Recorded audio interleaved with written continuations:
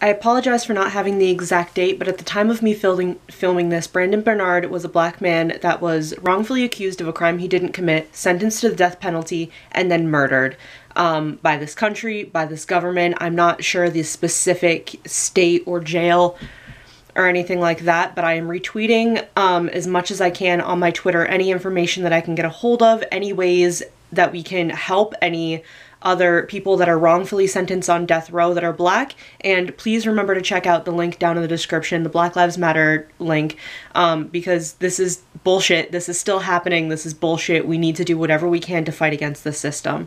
Hello Friendzies, welcome back to my channel. I apologize from going from that like really serious bit of information to kind of like a super fun greeting, but I'm not really sure how else to incorporate that the important information about the Black Lives Matter movement while also kind of doing these videos. So I'm sorry that the mood kind of shifts. And I have a quick little announcement, not really announcement, but a note before we get into this video. Next week, I will not be posting a video December 23rd. There will be no videos up. I have decided to take the week off for Christmas because I have said, as I have said in the other videos this month, I am somebody that celebrates Christmas. I'll be taking the time off to spend time with my family, and there will be one more video at the end of December. Hold on, let me check my calendar. It's going to be December 30th, that Wednesday. There's going to be one more video up. It's going to be a different type of video, so I will see you again in person sitting down in this chair the first week of January, I believe, possibly like the second week. You know how sometimes it's like 2 days of the new year and then it's like the first full week.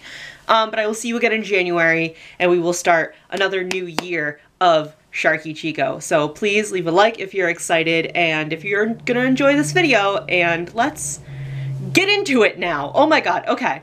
So, I don't even know if my friends actually know this about me, so here's a little fun fact about me. I am obsessed with the Nutcracker Ballet.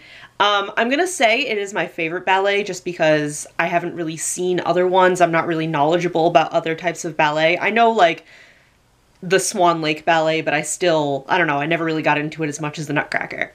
And I've been obsessed with the Nutcracker since I was a little girl, because at one point in my life as like a little girl, I wanted to be a ballerina, and the Nutcracker Ballet was the one that was like kind of the most prevalent in like that idea of I was going to be a ballerina when I was little. So I have seen so many versions of the Nutcracker, whether it was the ballet that people perform, whether it's movies, whether it's the Barbie version. I have seen so many versions of the Nutcracker. Unfortunately, I could only remember 5, and I don't have a whole lot of knowledge on each and every one of them because most of them I haven't watched for a while. But I want to give you my top 5 Nutcracker movies ranked in my personal opinion, not movies, but like Nutcracker performances ranked in my opinion. So I apologize if nobody agrees with me, but this is my opinion. I have my phone today and we're going to get into it. So we're going to start from number 5 and work our way up.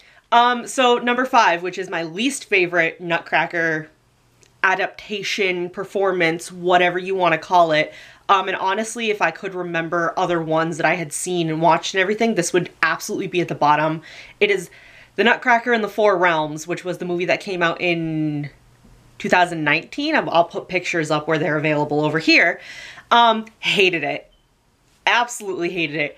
It's a beautiful film, visually, aesthetically, like the costumes, the casting, absolutely gorgeous. For what? I'm gonna sound like such a snob, and I'm sorry. For what the story of the Nutcracker, what it is, like the Nutcracker Ballet, the Nutcracker Prince, for what that story is, the Nutcracker in the Four Realms, I hated it. I absolutely hated it.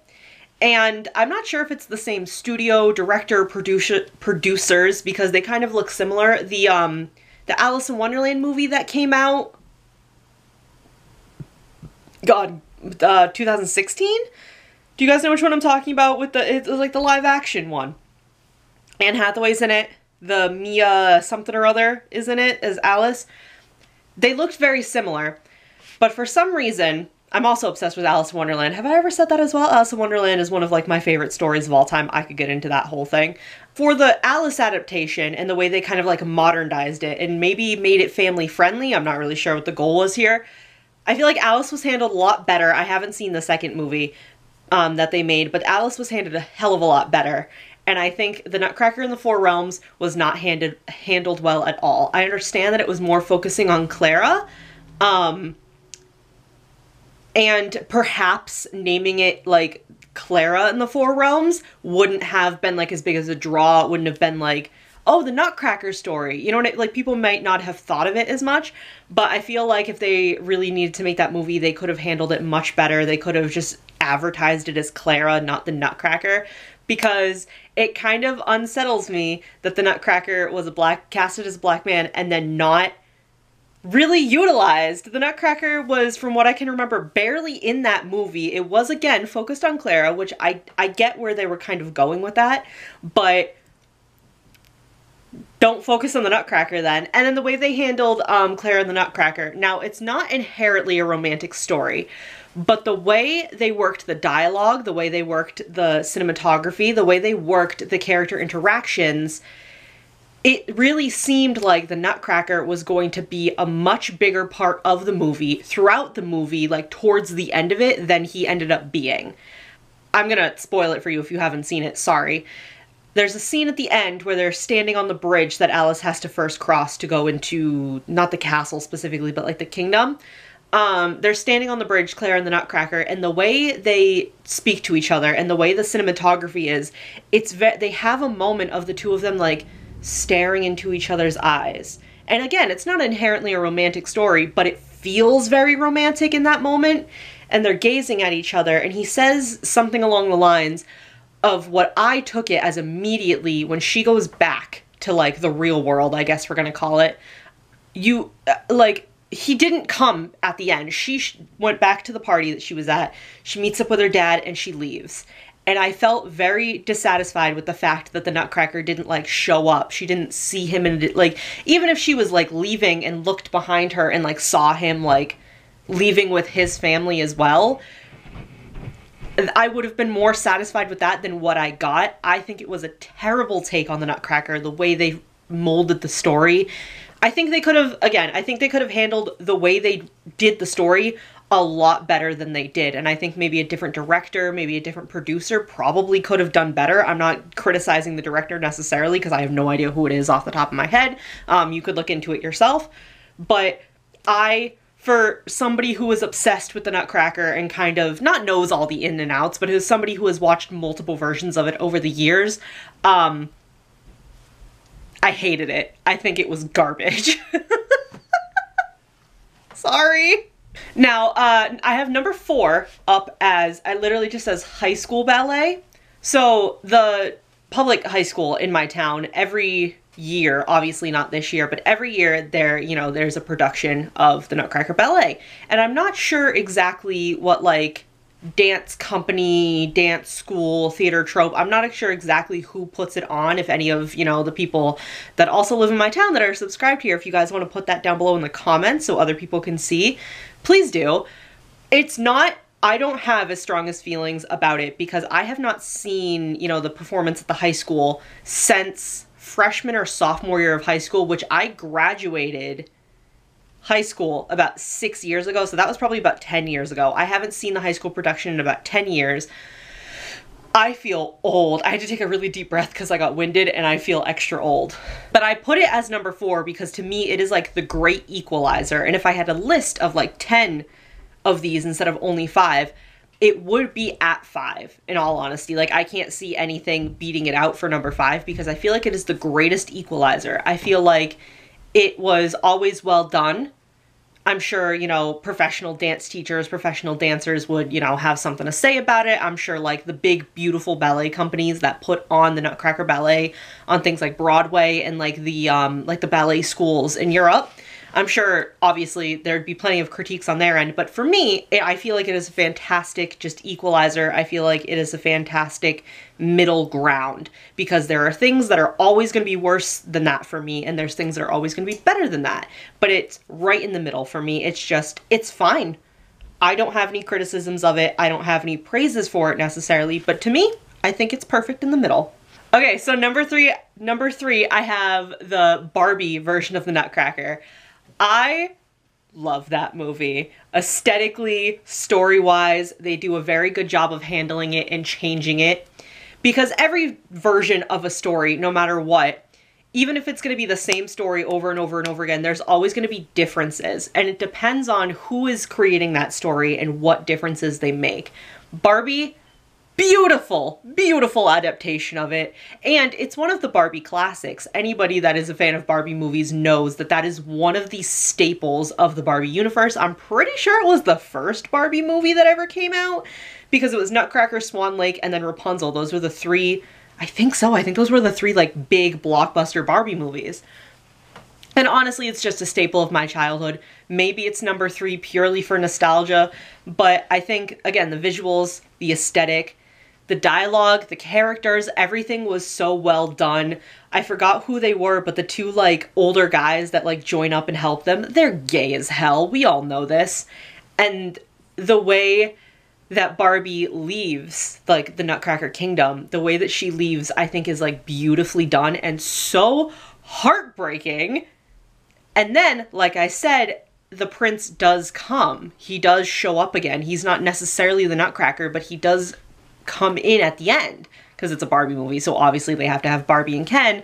But he does arrive, and just because she recognizes him and he doesn't, that tells you that there's going to be more of a story there, which I love. I don't like when the ending is just so unsatisfying, and I think the Barbie ending was beautifully done. So the next one I have written down as number 2 is the Nutcracker Prince. Now, this is, I think I have it at number 2 mostly for nostalgia purposes. Again, aesthetics, visuals, absolutely beautiful, but this is one that I grew up with. This is the one that, I've said it a million times, my mom's librarian, so she brings different books and movies and everything home. I've played different video games because of her and like what she's brought home. The Nutcracker Prince, this one specifically, obviously with the picture there, is, it's what I grew up with. This one is what started my like obsession with the Nutcracker Ballet. I saw it before I saw the Barbie version, and it just means a lot to me. And again, I think that version is handled very well as the story, and I don't 100% remember it because I own it on DVD, but I haven't watched it in a very long time.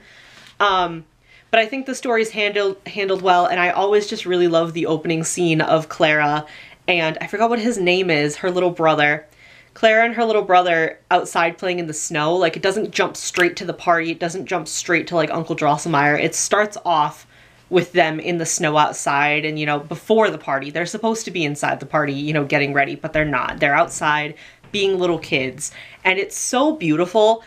I don't remember exactly how old Clara is meant to be in the Nutcracker, like the original story, because she's obviously aged up and down throughout the years. Sometimes she's a very little girl, sometimes she's like 19, like Barbie was, I think. But I think it's cute that they kind of show her as maybe like 10 or 12, and she is being very like childish with her brother. But then as soon as the the party starts, she kind of acts like she's like a grown-up and she's above that. And I think it's really cool because that's how kids act. Like if she's like, let's say she's between 10 and 12, that's exactly how kids that age act. And I just really enjoy that version of it. And at number 1, I have the production that the San Francisco Ballet did of the Nutcracker Ballet. I'm not entirely sure what year, but this is the picture of the movie. This is another one that my mom brought home. This one is just absolutely stunning. From a perspective of somebody who did theater in high school, I was a crew member, so I was backstage and I helped build and paint sets and do all that kind of stuff. From somebody who did that and can look back at that movie now, because again, that was one that I watched as a little girl a lot. The set design, I feel like the visuals of the Nutcracker are so important because I keep talking about it no matter what version of it is. The set design, the costuming is so beautiful. It's like a recording of the ballet, obviously, and it was made into a movie and distributed. But I feel like the music from the pit crew, I feel like the way the audio transferred over through the movie feels like you're there. It feels like you're in the crowd watching the San Francisco Ballet perform, because it's some of the moments and some of the songs really feel like it's like reverberating in your chest. And I feel like when you see live music a lot of the time, certain instruments, certain parts of instruments, certain ways they perform, certain ways that people sing, it like settles, not necessarily in your heart, like emotionally, but physically. It settles like in your chest, in your rib cage, and like vibrates. Sometimes that's good, sometimes that's bad. A lot of times when when I see like parades, the drumming section does that in a way that's like painful for me, and it's very like overly stimulating. It gives me sensory overload. But this version of the Nutcracker, it settles very nicely, and it kind of feels like that's how your body should be feeling to watch this. And then just the performances in general give me goosebumps. The man who plays Uncle Drosselmeyer, I have such a thing about Clara, Uncle Drosselmeyer, and the Nutcracker, like specifically those three characters. And there are plenty of characters in the Nutcracker Ballet. You know, there's the Sugar Plum Fairy, and there's the, oh my god, I don't remember exactly what you call them, but all of the dancers that perform, you know, in the Sugar Plum Kingdom. There's so many characters. You know, there's Clara's parents, who with some versions of it play a bigger role than they do others. But for some reason, Uncle Drosselmeyer, Clara, and the Nutcracker, those three being kind of the main characters, I guess, they just, something about them, I love it! I don't know what all that was. That looks more painful, but I love it. I love those three, and Uncle Drosselmeyer especially has always been, like, so mysterious and cool to me. And, like, honestly, who doesn't want to be Uncle Drosselmeyer? Just shows up at a party, gives you this mysterious magical gift, and then goes off to do, like, spooky shit with your little eye patch. I want to be him! But yeah, the version of the San Francisco Ballet that was performed in, I'm not sure what year it was. If I can get the year, obviously I will have put it here, or I will put it here now. But that is my absolute #1 favorite version of the Nutcracker. Again, just my opinion, but that's my opinion if you wanted to know. So yeah, don't forget that there will be no video next week, but there will be a video on the last week of December, but it will not be a like in-person me chatting at you from my chair video.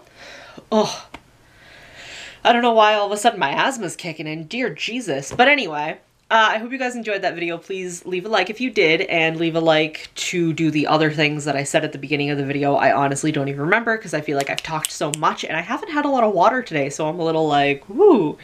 But thank you guys so much for watching. I will see you in the next video. Bye! But surprise, I'm not gonna see you in the next video. I'll see you in January.